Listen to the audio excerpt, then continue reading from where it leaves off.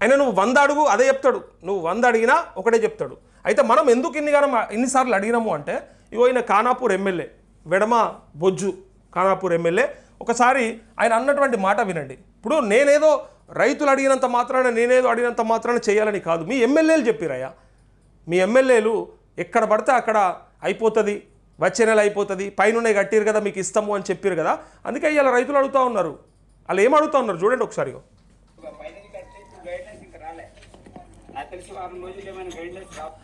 పైన కట్టిరు కదా గైడ్లైన్స్ రాలే, ఇట్లా డైరెక్ట్గా మేము చెయ్యము అని చెప్పినాక ఇంకా వీళ్ళ అసమర్థతకి నవ్వుకోకపోతే ఏం చేస్తాం చెప్పండి. ఒకటి ఉద్యమించి ఎట్టి పరిస్థితుల్లో చేయాలి, ఎందుకు చేయరు తాత కొడుక అని అడిగే పరిస్థితి కూడా వస్తుంది. అట్లా చేస్తున్న కూడా అట్లా చేస్తారు. ఇలా ఏం ఊకోరు ఇక రైతు సంఘాలు. ఇగో ఈయన ఖానాపూర్ ఎమ్మెల్యే వెడమ బొజ్జు. ఇది ఇప్పటిది కాదు, పాతదే. నేను అడిగేది ఇట్లా ఎక్కడికక్కడ అడిగితే చెప్పిన సమాధానాన్ని బట్టి మనం ఇలా వాహిని టీవీ రుణమాఫీపై రణమని పెట్టుకున్నాం తప్ప ఇంకొక సందర్భం కాదు, ఇంకొక అవసరం కూడా లేకుండే. మనం పక్కాగా వాళ్ళకై వాళ్ళు అడిగిన ప్రజా సమస్యని ఆనాడు ఎమ్మెల్యేలు ఏం చెప్పారు చూడండి.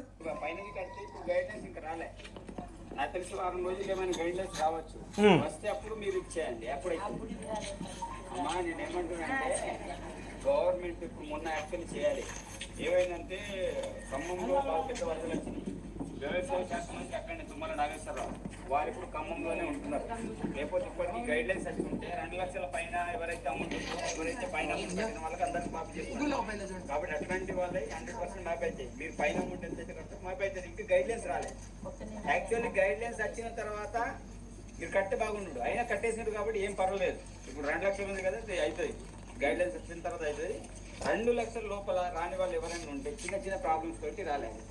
దానికి ఏం ప్రాబ్లం లేదు. మీరు అగ్రికల్చర్ ఆఫీసర్ ఫామ్లు నింపించేయండి. ఫామ్లు నింపించేది ఏం మళ్ళీ రాకపోతే నాకు చెప్పు, రాకపోతే చెప్పు. వెడమ బొజ్జు అడిగిండు కదా, నెంబర్ ఉందా అన్న వెడమ బొజ్జుది? లేవా? రాకపోతే చెప్పు అనుకుంటా. ఆనాడు ఎంత బ్రహ్మాండంగా చెప్పిండ్రంటే ఖానాపూర్ ఎమ్మెల్యే. నేను ఇది ఏదో నా కోసానికి చేయట్లేదు. కొంతమంది అనుకుంటారు అంటే ఫోన్ చేస్తే చెప్పన్నా, ఫోన్ చేస్తే మాట్లాడన్నా. కొంతమంది కాంగ్రెస్ వాళ్ళు కూడా అనుకుంటారు కదా, అది ఇదేదో నా సొంతాని కోసం అడుగుతలేను. ఆ రైతులు అడిగినప్పుడు ఆనాడు మళ్ళీ కాకపోతే చెప్పు అన్నారు కదా, అంత బ్రహ్మాండంగా అడిగినారు కదా. ఎందుకు చెప్పరు, ఏం చెప్తారో ఒకసారి అడుగుదాం. సరే, మంత్రి అట్లా డైరెక్ట్ చెప్పిండు కదా. చెప్పినప్పుడు ఆయన వెడమ బొజ్జు కదా.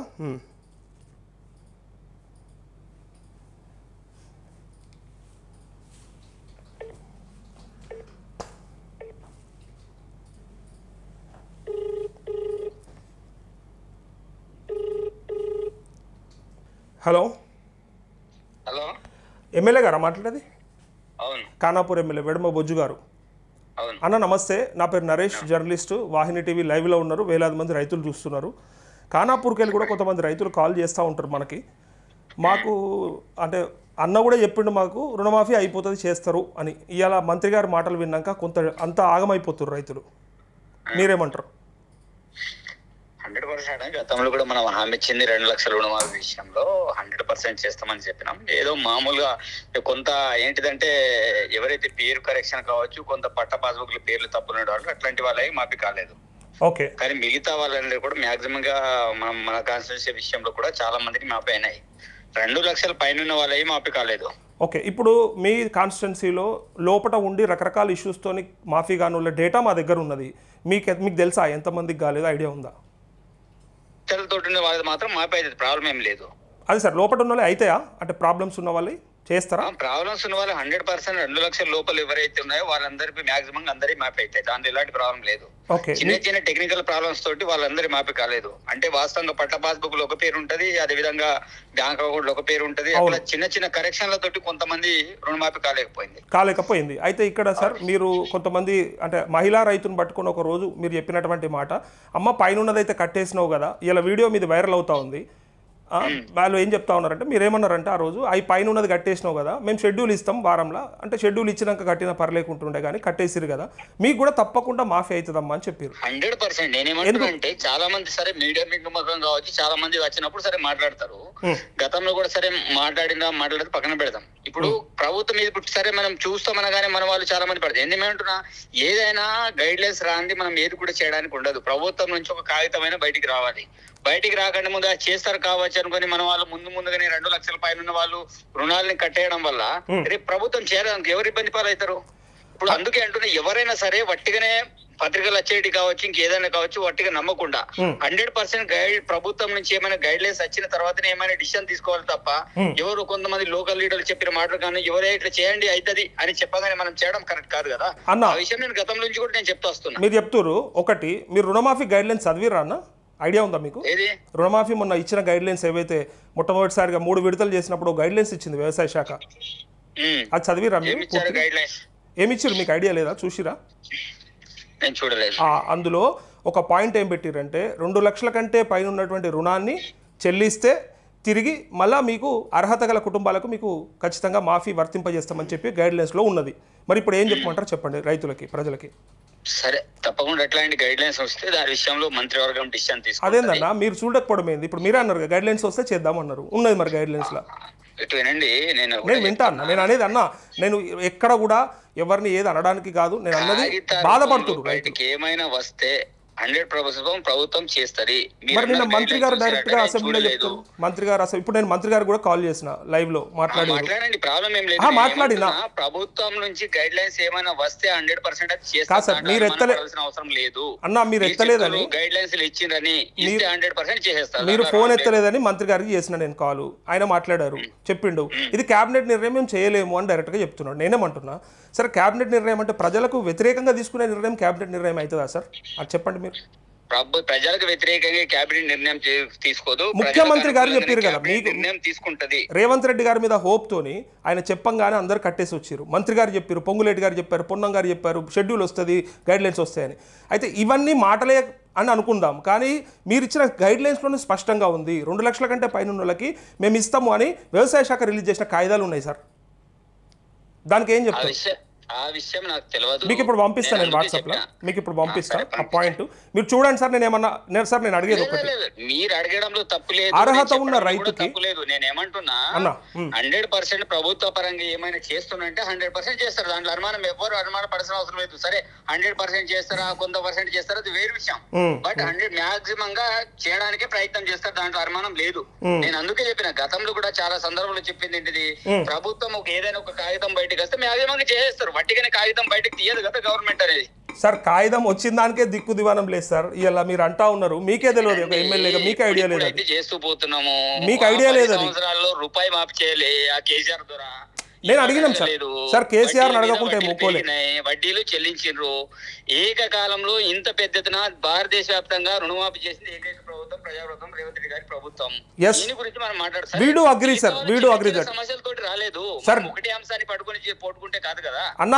Definitely we do agree that KCR చేసిన తప్పిదం వల్ల ఇలా రాష్ట్రం ఇట్లా అయింది అనేది నేను కూడా ఒప్పుకుంటా.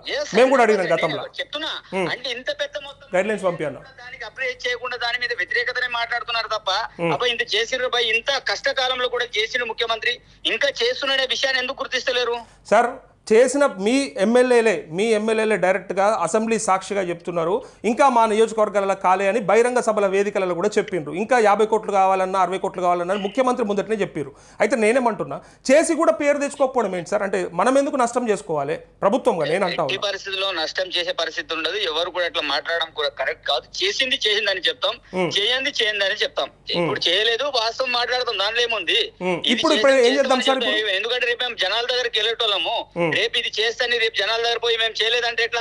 అన్న వేలాది మంది ఏమైంది మన జనాలు అడుగుతారు కదా, వేలాది మంది విషయమైన కుల్లంకుల్లానే మాట్లాడతాం. ఇలా లైవ్ లో వేలాది మంది రైతులు మీ మాటలు వింటారు సార్. వాళ్ళకు కొంత నమ్మకం భరోసా అనిపిస్తుంది. రైతులందరికీ నేను భరోసా ఇస్తున్నా, తప్పకుండా ఈ ప్రభుత్వం ప్రజా ప్రభుత్వం 100% ఇచ్చిన మాట కట్టుబడి ఉంది, 100% చేస్తుంది. ఎవరు కూడా ఆందోళన చెందాల్సిన అవసరం లేదు. మంత్రి గారి ఈ ప్రభుత్వం ఒక నమ్మకమైన ప్రభుత్వం అంతే. కరెక్ట్ అన్న. మంత్రి గారి మాటలు ఆ స్పీచ్ లో అయిపోయింది. ఇటు వినండి, పెద్దల గురించి నేను మాట్లాడా అట్లంట్లేనే నేను అనేది అంటే వాళ్ళే అంత మాట తీసుకున్నాం, నిర్ణయం తీసుకున్నాం అన్నాక క్యాబినెట్ నిర్ణయం కంటే పెద్దవాడా విడమ బొజ్జ అంటే ఏం చెప్తారు బొజ్జు గారు? మీరు క్యాబినెట్ నిర్ణయం దాటి మీరు పరిధి మాట్లాడతారు. క్యాబినెట్ నిర్ణయమే ఫైనల్ నిర్ణయం కదనే, నా నిర్ణయం ఏంటిది? తీసుకున్నా అన్నది అంటే చేయలేము అంటున్నారు కదా, తీసుకుంటది చెయ్యము అంటున్నారు కదా, మరి మంత్రి గారు అన్నారు. ఇప్పుడు చెయ్యమన్నారా అంటారా నాకు అది తెలియదు, ఆ విషయం గురించి నేను మాట్లాడదలుచుకోలేను. మన ప్రభుత్వమే కదా చెప్తున్నా, ప్రభుత్వం దృష్టికి తీసుకెళ్లేసి ఇంతమంది సమస్యలు ఉన్నాయి వీటికి చేయాలని చెప్పే వాళ్ళమే తప్ప నిర్ణయాలు తీసుకునేది క్యాబినెట్. అదే తీసుకుంది కాదు అంటున్నారు, అందుకే ఇప్పుడు మీరు భరోసా ఇస్తారు, వాళ్ళేమో కాదు అంటారు. నేను మాట్లాడలేను. మరి భరోసా ఎవరు ఇవ్వాలి ఇప్పుడు? అరే 100% మేము చెప్తున్నాం కదా, ముఖ్యమంత్రి దృష్టికి తీసుకెళ్తాం, తప్పకుండా మేము కూడా ఎమ్మెల్యేలు అందరూ కూడా కలిసి మాట్లాడతాము. థ్యాంక్ యూ అన్న, సూపర్ అన్న. నేను నిజంగా మీ నుంచి ఈ రెస్పాన్స్ ఎక్స్పెక్ట్ చేయలే, చాలా బ్రహ్మాండంగా. మంత్రి గారు కూడా చాలా నిర్లక్ష్యంగా చెప్పారు అన్న సమాధానం. బట్ నిజంగా చెప్తా ఉన్నా అన్న, మీరు పేదల పక్షాన రైతుల పక్షాన ఉన్నట్టు అనిపిస్తుంది నాకు మీ మాటలను బట్టి చూస్తే. ఏ ఎమ్మెల్యేలు కూడా ఇట్లా చెప్పట్లేదు, బయట ఎన్నో చెప్తారు కానీ టైంకి వచ్చే వరకంటే ప్రభుత్వాన్ని కాపాడే ప్రయత్నం చేస్తారు. మీరు మాత్రం కావచ్చు కానీ ఇంకా భరోసా కల్పిస్తూ ఉన్నారు మీరు. అరే 100% కదా, భరోసా కల్పించాలి, అది చేయాలి కూడా కదా అన్నా కావాలి. కానీ 2 లక్షల కంటే మీదున్న వాళ్ళకి ఇక కావు అని చెప్పి డైరెక్ట్గా ప్రకటించేస్తే మీరే మాటిచ్చి మీరే చెప్పి గైడ్లైన్స్లో పెట్టుకొని ఇలా రైతులను ఎవరి సైడ్ చూడమంటారు చెప్పండి అన్న ఒక ఎమ్మెల్యేగా. వినండి, 2 లక్షల పైన సంబంధించిన అంశం ఒకసారి గతంలో మేము చెప్పిన చాలా మంది 2 లక్షలకు అందరికి చేయొచ్చు కదా అని మాట్లాడతారు. ఇప్పుడు ఏదైనా విధానపరమైన నిర్ణయాలు ప్రభుత్వాలు తీసుకుంటే, ఏ ప్రభుత్వం అయినా సరే, ఇప్పుడు మేనిఫెస్టోలో కూడా 2 లక్షల పైన 10 లక్షలున్న మేము మాఫీ చేస్తామని, 20 లక్షలున్న 2 లక్షలు మాఫీ చేస్తామని ఎక్కడ కూడా మాట్లాడిన దాఖలాలు ఎక్కడ కూడా లేవు. ఒకటే మాట 2 లక్షలు ఎవరైతే రుణాలు తీసుకున్నారో వాళ్ళందరికీ మాఫీ చేస్తామని ఎవరైనా మాట్లాడినారు. మా ముఖ్యమంత్రి కావచ్చు, ఆనాటి రాహుల్ గాంధీ గారు కావచ్చు, ఎవరైనా సరే మాట్లాడింది ఏంటిది? 100% ప్రజాప్రభుత్వం ఏర్పడితే, కాంగ్రెస్ ప్రభుత్వం ఏర్పడితే 100% 2 లక్షలు రుణమాఫీ చేస్తామని చెప్పినాం. కానీ ఎవరెవరికి చేస్తామనేది ఎక్కడ కూడా స్పష్టత ఆ రోజులు మేము చెప్పలే. ఓకే, చెప్పలేదు, దాన్ని నమ్మిండ్రు. చాలా క్లారిటీ. ఈ రోజు 2 లక్షలు ఎవరైతే రుణాలు లేపినరో ప్రతి ఒక్క రైతుకి రుణమాఫీ చేసినాం, దాంట్లో అనుమానం లేదు. 2 లక్షల కంటే పైన వాళ్ళే మాఫీ కాలేదు, ₹1 మాఫీ కాలేదు. 2 లక్షల లోపల వాళ్ళు మాఫీ కాలేదంటే వాళ్ళకి ఏదో పట్ట పాస్బుక్ లేకపోతే ఏదో సంథింగ్ ఏదో రీజన్ తోటి మాఫీ కాని వాళ్ళు ఉంటారు. అలాంటి వాళ్ళకి 100% మాఫీ అయితే దాంట్లో అనుమానం లేదు. ఏదో క్లారిఫికేషన్ పడుతున్న వారికి వాళ్ళకి ఇచ్చేస్తున్నారు, మాఫీ అయిపోతుంది, విషయం లేదు. మేము కూడా ఆల్రెడీ ముఖ్యమంత్రి గారికి చాలా సందర్భాలు చెప్పినాం ఈ అంశాల విషయం. అంటే 2 లక్షల రుణమాఫీ విషయంలో లోపల వాళ్ళ చిన్న చిన్న నేమ్ కరెక్షన్ కావచ్చు, ఇంటి పేరు కరెక్షన్ కావచ్చు, ఇంకేదో చిన్న ప్రాబ్లమ్స్ తోటి ఉంటాయి. అన్న ఒకటే ఒక మాట అన్న, ఇగో మీరు ఇచ్చిన గైడ్లైన్స్లో వ్యవసాయ శాఖ ఇచ్చింది, నా కళ్ళ ముందు ఉంది, లైవ్లో రైతులు చూస్తున్నారు, మీరు చూస్తారు, మీకు కూడా చూపిస్తానని పంపిస్తా. ఏ కుటుంబానికైతే 4.11 ఈ పాయింట్, ఏ కుటుంబానికైతే 2 లక్షలకు మించి రుణం ఉందో ఆ రైతులు 2 లక్షల పైన ఉన్నటువంటి రుణాన్ని మొదట బ్యాంకుకు చెల్లించాలి. ఆ తర్వాత అర్హత గల 2 లక్షల మొత్తాన్ని రైతు కుటుంబీకులకు రుణ ఖాతాలకు బదిలీ చేస్తారు అన్న. దీన్ని ఏమని అడుగుతారు చెప్పండి. ఇక ఇప్పుడు ఇంట్లో ఉంది గైడ్లైన్స్లో. సరే, నేను గైడ్లైన్స్ చూడలేదన్నా, మీకు పంపిస్తా అన్న. ఎందుకంటే సరే ఇప్పుడు నేనేమంటున్నా, నేను గైడ్లైన్స్ చూడలేదు, అది క్లారిటీ చెప్తున్నా. చూసినా ఉందని చెప్పేవాళ్ళు మేము పంపిస్తామన్నా, మీకు పంపిస్తాము. నేను అనేది ఇది ఒకసారి చూసిన తర్వాత కనీసం ఒకసారి ముఖ్యమంత్రి గారి దృష్టికి తీసుకెళ్ళండి. రైతుల బాధ రేపే అసెంబ్లీ ఉంది, రేపు నిన్న కూడా అది దాని మీద జరిగింది, డిస్కస్ జరిగింది. సరే చెప్పిండ్రు, రేపు కూడా మేము మాట్లాడతాం, రేపు కూడా చెప్తాం కదా. చూసామన్నా, నేను అంటున్నా అది చెప్పడానికి అవకాశం ఉంటుంది కాబట్టి ఇలా మీతో చెప్తా ఉన్నాను. 100% ముఖ్యమంత్రి నోటీస్ కి తీసుకెళ్తాం. ఓకే, ఇప్పుడు ముఖ్యమంత్రి గారు పరిష్కారం చేయడానికి మా వంతు ప్రయత్నం చేస్తాం, కానీ నేను ఎమ్మెల్యే నేను చేస్తాను చెప్పడానికి లేదు కదా. కరెక్ట్ అన్న, నేను ఒప్పుకుంటా. అయితే చివరి మాట, ఇప్పుడు గైడ్లైన్స్ లో ఉన్న ప్రకారమే ముఖ్యమంత్రి గారు మంత్రి గారు బయట వేదికల మీద ఎన్నోసార్లు చెప్పిండ్రు పైన వాళ్ళకి చేస్తామని. దాన్ని మేనిఫెస్టోలో పెట్టుకోలేమని చెప్పి తప్పించుకుంటే ఇలా అది తప్పిదమంటారా లేకపోతే నిజంగా? మేనిఫెస్టోలో తప్పించుకోవడానికి కాదు, ఎవరైనా దానికన్నా దేనికైనా లిమిట్ ఉంటది. చెప్పలేదంటారు కదా, డైరెక్ట్ గా చెప్పింది ముఖ్యమంత్రి గారు డైరెక్ట్ గా. దేనికైనా లిమిట్ ఉంటది, ఏది ఎంత చేయాలో అంత చేసేస్తారు. ఈ రోజు ఆర్థికమైన పరిస్థితులు మీ అందరికి తెలుసు, రాష్ట్రంలో ఎట్లాంటి పరిస్థితులు ఉన్నాయనేటి. సరే, అధికారంలో వచ్చిన తర్వాత చూసేస్తే మనకు అంతా అర్థమైపోయింది. అంటే అసలు ప్రభుత్వం ఏ రకంగా గతంలో ప్రభుత్వం విధ్వంసానికి గురి చేసింది, ఏ రకమైన ఇబ్బందులతో ఉన్నాం అయినా కొంత ధైర్యంతో గౌరవ ముఖ్యమంత్రి రేవంత్ రెడ్డి గారి నాయకత్వంలో ఒక ధైర్యంతో ప్రభుత్వాన్ని ముందుకు తీసుకెళ్తున్నాం. అయితే నేనేమంటున్నా, మీరు చెప్పింది వాస్తవం. చేయడానికి ప్రభుత్వం రెడీగా ఉంది. అట్లా చెప్పాలి కదన్నా, అది కదా కోరుకునేది. ఇప్పుడు మీరు ఎంత బ్రహ్మాండంగా ఇంకా పెండింగ్ ఉన్నాయి కానీ లేకపోతే ఇబ్బందులు ఉన్నాయి కానీ ముఖ్యమంత్రి దృష్టికి తీసుకెళ్తాం, భవిష్యత్తులో చేద్దామని చెప్పిన మీకు అండ్ ఇప్పుడు మంత్రి గారికి వీళ్ళు చెప్పే మాటలకు అసెంబ్లీలో భయపడుతున్నారన్న రైతులు గ్రామాలలో. మంత్రుల గురించి భయపడుతున్నారన్న గ్రామాలలో. అరే ఇట్లా మోసం చేస్తారు అనుకోలేదు. మేము ఎంతో నమ్మినాము రేవంత్ రెడ్డి గారిని. కేసీఆర్ను దించి ఇట్లాంటి ఆయన వస్తే మాకు బతుకులు మారుతాయి, ప్రజాపాలన వస్తుంది అని అనుకున్నాము. ఇలా ఏంది ఇది అని అడుగుతా ఉన్నారు. అన్నా నేను కోరుకునేది ఒకటే, కేసీఆర్ కి ఈ ప్రభుత్వానికి మధ్య వ్యత్యాసాలు చూసుకోండి. అవి చూస్తామన్నా, కానీ ఇప్పుడు అంతకంటే ఈ రోజు రైతు బంధు పేరు మీద కేసీఆర్ అందరినీ ద్రోహం చేసిండు తప్ప చేసింది ఏం లేదు చెప్తున్నా. ఇప్పుడు వచ్చిందా అన్న మనకి డెబిట్ పెడదామని కూడా 100 నేను మాట్లాడడానికి రెడుకుంటా. మీ స్టూడియో పిలవండి, స్టూడియో తప్పకుండా రావాలన్నా. రైతు భరోసా కూడా రాలేదు ఇంకా. ఈ సంవత్సర కాలంలో మేము చేసిన నిర్ణయాలు ఏంటిది ఒకసారి ఆలోచన చేయండి. చేసి కూడా చెయ్యని పని అవుతుందని నేను చెప్తున్నా. చేసిన విధ్వంసం గురించి ఒకసారి ఆలోచన చేయండి అన్న. విధ్వంసం చేసిరు కాబట్టి వాళ్ళని దింపినాం. కాళేశ్వరం గురించి మాట్లాడితే ఏమని చెప్తే రైతు బంధు గురించి మాట్లాడతారు. మిగతా ఏం చేసిండ్రు ఒక్క మాట అని చెప్పండి. వాళ్ళు చేసింది ఏం చేసిండ్రు అంటే, నేను ఏమంటున్నానంటే, మేము ఈ రోజు 500 గ్యాస్ సిలిండర్ కావచ్చు, గరీబుల కోసం అదే ఫ్రీ కరెంట్ కావచ్చు, 10 లక్షల హెల్త్ ఇన్సూరెన్స్ కావచ్చు, ఇవన్నీ అంటే సరే ఇండ్లకు సంబంధించి కూడా ఆల్రెడీ మనం ప్రతి నియోజకవర్గం 3,500 అని అనుకున్నాం. ఆల్రెడీ ఎంపీగా కూడా చేసినాం. అది కూడా పారదర్శకంగా పార్టీలకు అతీతంగా ఎవరు కూడా కాంగ్రెస్ పార్టీ వాళ్ళు కాకుండా మిగతా వాళ్ళు ఎవరైతే జెన్యున్ క్యాండిడేట్ అట్లాంటి వాళ్ళు అంటే ప్రతి దాంట్లో కూడా ఉన్నతరంగా ఓపెన్ గా ప్రతిపక్షాలకు కూడా ఒక అవకాశం కల్పించి మీకేమైనా ఉంటే మాకు చెప్పండి, మేము కూడా దాన్ని స్వీకరిస్తాం, కరెక్షన్ చేస్తామని మా ముఖ్యమంత్రి గారే చెప్తున్నాడు. దీనికంటే మించి ఇంకేంటిదన్నా, ఈ దుర్లపాలన కాదు, ప్రజాప్రభుత్వం ఇది. ఓకే, అయితే ఇప్పుడు మీ మాటకి వాళ్ళ మాటకున్న ఫరక్నే చూస్తున్నారు. మీరేమో చూద్దాం అంటారు, వాళ్ళేమో అయిపోయింది అంటారు. కాబట్టి అంతా కంగారు పడుతున్నారని మీకు కాల్ చేసిన అన్న. మీ ఖానాపూర్ రైతులు మిమ్మల్ని ఖచ్చితంగా కాంటాక్ట్ చేస్తారు, ఎవరికైతే కాలేదు. 100% కావచ్చు కదా. 24/7 నేను అందుబాటులో ఉంటా. అసెంబ్లీ ఉన్నప్పుడు అటు ఉంటా. ఈ రోజు కూడా హాలిడే ఉందని మళ్ళీ కాన్స్టిట్యూన్సీకి వచ్చిన.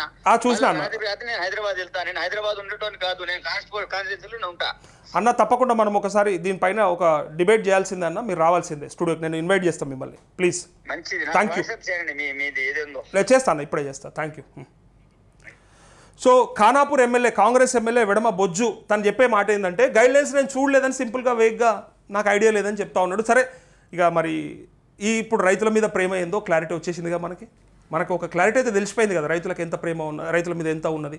వాళ్ళకి గైడ్లైన్స్లో కానీ ఎలా ఉంటే కానీ చూద్దాము అంటున్నారంటే అసలు ఒకరికొకరికి కోఆర్డినేషన్ లేనట్టు కనిపిస్తలేదా? ఇదేనా కోఆర్డినేషన్?